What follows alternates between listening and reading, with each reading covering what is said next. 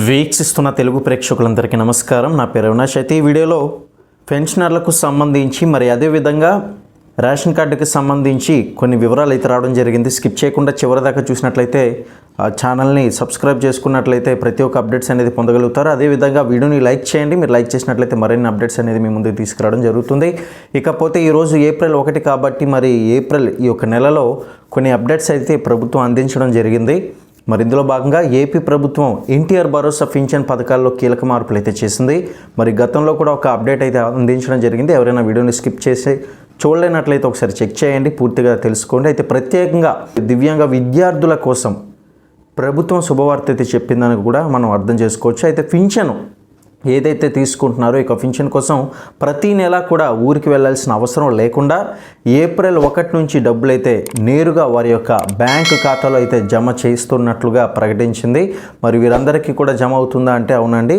ఎవరైతే దివ్యాంగ విద్యార్థులు ఉన్నారో వీరందరికీ కూడా స్వయంగా ఆ ప్రభుత్వం తెలియజేసిన విషయం ఏంటంటే వారి యొక్క బ్యాంకు ఖాతాలో అయితే జమ చేయనున్నట్లయితే అధికారికంగా ప్రకటించడం జరిగింది. ఇక దివ్యాంగుల కోటాలో ప్రస్తుతం 6,000 రూపాయల నుంచి 15,000 రూపాయల వరకు కూడా ఈ పింఛన్ అయితే అందుకుంటున్నారు. చాలామంది ఒక నిర్ణయంతో చాలామందికి అయితే మరింత సౌకర్యంగా ఉండే అవకాశాలు ఉన్నాయి. అయితే ఇక కొత్త విధానం మరి ఈ యొక్క కొత్త విధానం కింద పింఛన్లను మరి డిబిటీ ద్వారా అందుకునే విద్యార్థులు తమ గ్రామ లేదా వార్డు సచివాలయాల దరఖాస్తు చేసుకునే సమయానికి మరి స్టడీ సర్టిఫికేట్ తప్పనిసరి అండి. అదేవిధంగా బ్యాంకు ఖాతా వివరాలు కంపల్సరీ ఉండాలి. ఇకపోతే పింఛన్ సంబంధించిన ఐడి ఇది ఎలాగో ఖచ్చితంగా ఉండాల్సిందే, మీ అందరికీ తెలుసు. ఇక అదేవిధంగా ఆధార్ కార్డుకి సంబంధించిన జెరాక్స్ మరి ఇవన్నీ కూడా సమర్పించాల్సి ఉంటుంది. అధికారులు మరి ముఖ్యంగా సచివాలయ స్టాఫ్ అయితే ఈ విషయాన్ని తెలియజేసింది. ఖచ్చితంగా మీరు మరిన్ని వివరాలు ఇందులో ఏదైనా మిస్ అయ్యారని మీరు అభిప్రాయపడుతున్నారు. ఇప్పుడు చెప్పిన ఈ యొక్క సర్టిఫికేట్స్ ఈ యొక్క డాక్యుమెంట్స్ అన్నీ కూడా మీరు తీసుకువెళ్ళి మిగతా విషయాలన్నీ కూడా అక్కడ తెలుసుకోవచ్చు.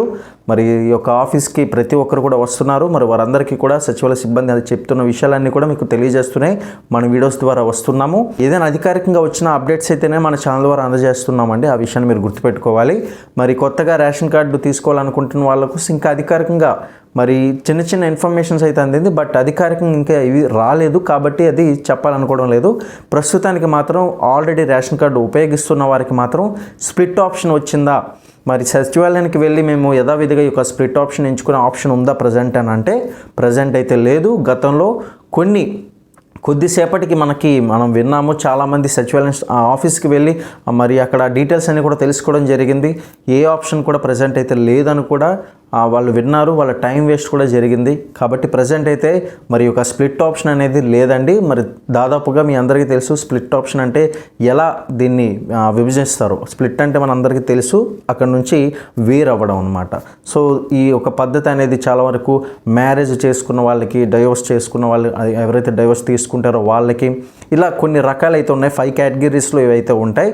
మరి ఈ రకంగా మీకు ఈ యొక్క స్ప్లిట్ ఆప్షన్ అనేది కావాలనుకుంటే ప్రస్తుతానికైతే అధికారికంగా ఇంకా ఆప్షన్ అయితే ఇవ్వలేదు. ముందైతే ఇచ్చారు బట్ అది ఉంచలేదు. చాలామంది మా టైం వేస్ట్ అయ్యిందని అనుకున్నారు. బట్ ఇప్పుడు మాత్రం ప్రస్తుతానికి మీరు ఆఫీస్కి వెళ్ళి మీ యొక్క టైం వేస్ట్ చేసుకోవాల్సిన అవసరం అయితే లేదు. వచ్చిన వెంటనే మీకు అయితే అప్డేట్ అయితే అందిస్తాము. ప్రస్తుతానికైతే ఆప్షన్ అనేది మనకి అందుబాటులో లేదు.